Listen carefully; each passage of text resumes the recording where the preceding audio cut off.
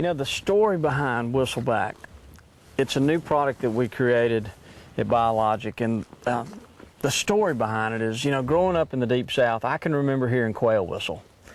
And today there are very few wild birds. Yeah, you don't hear them. And it's a sad deal. There are more birds in the Midwest and the North, more bobwhites, but there used to be a lot of birds here.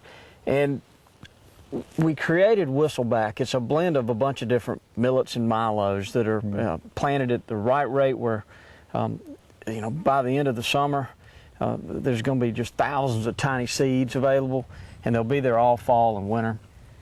But the purpose of it, I'm not expecting that somebody's going to be able to plant Whistleback on their property and instantly rebound and have wild birds that they can hunt. But what I'm proposing is that this offers diversity on your property. So if you're planting stuff for deer in the summertime, you know, lab peas, biomax, biomass, let's save a strip on the edge of all these summer plantings. Just a third or a quarter acre. That's right. And put in a strip of Whistleback.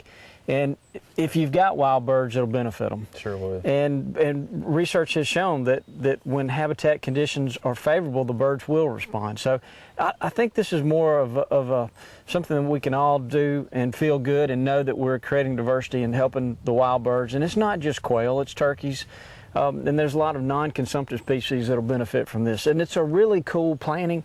And I think one thing that you've learned, what's one thing you've noticed? The most impressive thing I've seen so far is just the abundance of turkeys that have just hammered this. And as soon as the seeds started drying up, you know, towards the middle, late summer, you know, there was just constantly a parade of young birds in here hammering these little seed heads. Yeah, and that's what it's designed to do, whether it's turkeys or quail. The seed heads are attractive to birds, and you know, you could actually plant this for waterfowl in certain situations because you know, it's all about the seed head production. But you know, again, we don't think we're not saying this is gonna rebound wild quail on your place where you'll be able to hunt them.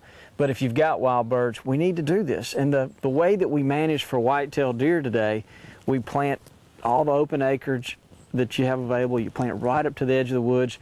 There's no buffer zones left for wild birds. The way we manage for deer, it's not very conducive to wild quail.